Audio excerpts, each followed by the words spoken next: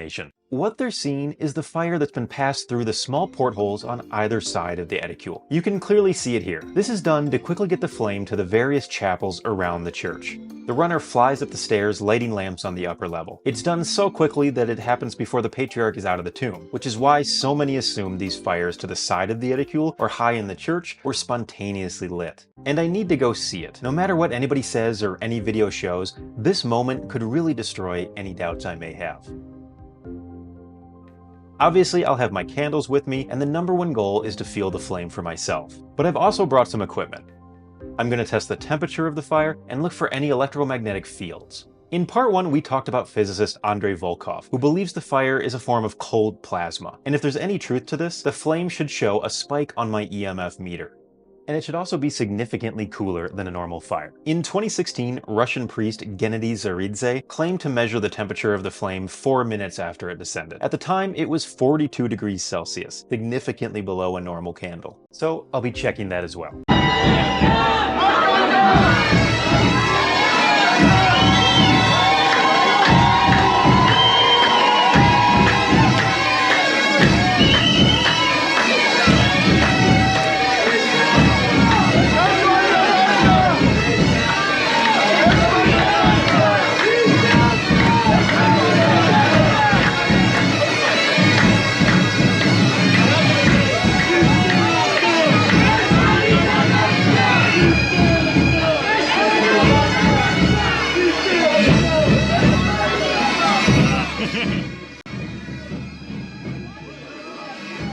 I've just ran down the street. It's literally been 5 minutes since the fire came out, and we're going to do a couple of these tests. All right, I've got the EMF meter, and nothing.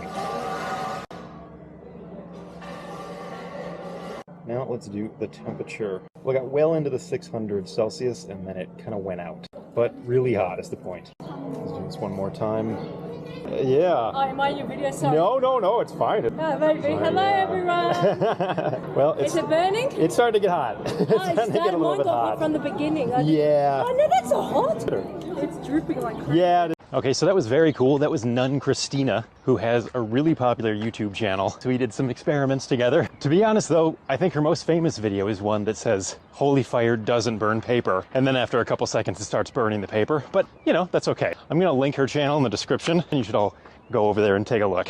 But in the end, the fire was a normal temperature, didn't show any spikes on the EMF meter, and felt very similar to my experiments back home. It's time to show you something that I consider to be real, actual proof. In part 1, I zeroed in on the theory that this silver lantern might be used to sneak a flame into the tomb. It's taken inside after the door is unsealed, just moments before the patriarch enters. On the way out, the other priests are clearly blocking the view, and I also found this interview with an Armenian bishop who plainly states that this lamp is how the fire is lit. And they light the torches from the lit oil lamp on the tomb. They light it from the oil lamp? They light it from the oil lamp that is put here, yes. Stop the camera. No, Stop the camera. You cannot anyway. Stop the camera. But for all the political reasons we've discussed, it was more than reasonable to doubt his accusations.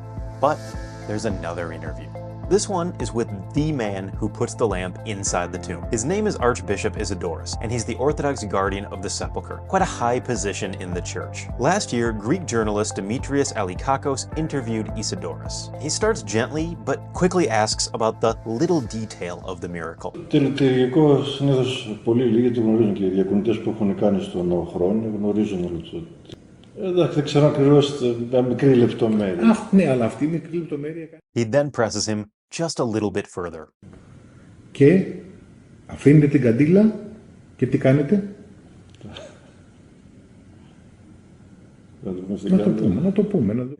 Θέλω να σας ρωτήσω εγώ. Μπαίνετε μέσα, το ανάβετε πάνω από τον Πανάγιο Τάφο και φεύγετε για να το βρει αναμένο ο Πατριάρχης. Είναι έτσι ή όχι? Έτσι. Είναι έτσι.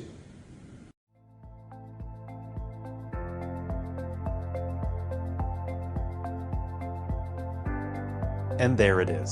The man with the lamp clearly stating that the fire is not a miracle and that it's already lit when the patriarch enters. It's a detailed interview, about 25 minutes in total. He goes on to explain that 2 candles are lit for safety and that he believes the patriarch does have a lighter on him just in case. I'll put a link in the description, and I really recommend you watch the entire thing. After his revelation, the Archbishop acknowledges the religious sensitivities and the impact his confession may have on people. But he insists that when he found out the truth, it had no impact on his faith. The holy fire is sanctified through ritual and prayer, the same way bread, wine, holy water, or holy oil is sanctified. No one thinks that the oil or water was miraculously created, but it's holy nonetheless. Well, no matter what, it's a stunning interview. But however conclusive this may be, it's still difficult for many to believe, or more accurately, not believe. Why would someone make up this miracle? And why do they continue to put on this show today? So let's paint a picture, using everything we've discussed throughout these two videos. Going back to the 4th century pilgrimage area, we know there was no Easter miracle in Jerusalem. Just a normal fire lighting ceremony you saw at every other church. We don't get a miraculous holy fire until at least the 9th century.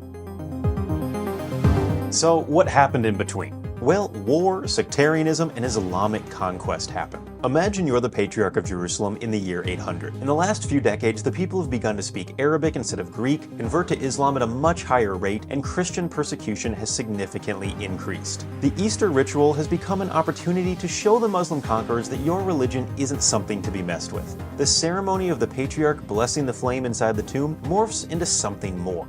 The result of this little fib is an increased level of respect and protection for the Christian community. And over the centuries, this is only reinforced. The Latin Crusaders come in 1099, the Byzantine Empire falls in 1453, and in the 1850s, the Crimean War was fought between the Catholic Protestant West and Orthodox Russia over who was the protector of the Holy Land. The miracle was a tangible claim to territory and power. Ως ανάδει όμως δεν είναι θαύμα. Όχι, εννοείται. Αυτό λοιπόν δεν μπορούμε να το πούμε. Ναι, μπορούμε να το πούμε. Μπορούμε να το πούμε αυτό. Πολλοί το λένε. Και πολλοί το διαδίδουν κάποιοι ελεύθερα και εδώ και χρόνια, όχι. Κατά την εκτίμησή του σίγουρα κάτι. Κατά την εκτίμηση. Για να εκδίδουμε κάτι, αν πάει στραβά κάτι, δεν ξέρω τι. Κατά την εκτίμησή σας σίγουρα. Ναι. Για να μπορέσει να βγάλει το φως στον κόσμο, έτσι δεν είναι. Σίγουρα. Δεν μπορεί να παίξει με πιθανότητες. Σίγουρα. Δεν μπορούμε να πούμε τώρα πηγαίνουμε στον Παναγιώταφο, κάνουμε θαύμα. Πηγαίνει ο Πατριάρχης, ο κάστος Πατριάρχης μας στον Παναγιώταφο και προσεύχεται και ανάβει η φλόγα μόνη του. Είναι κάποια πράγματα που δεν στέκουν με τη λογική. Άλλο το θαύμα που θα βιώσει κάποιος άνθρωπος και θα δει προσωπικά και άλλο τώρα το. Ακριβώς πώς ξεκινάει. Πολύ τελετή.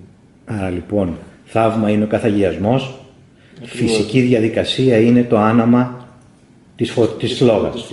Ναι.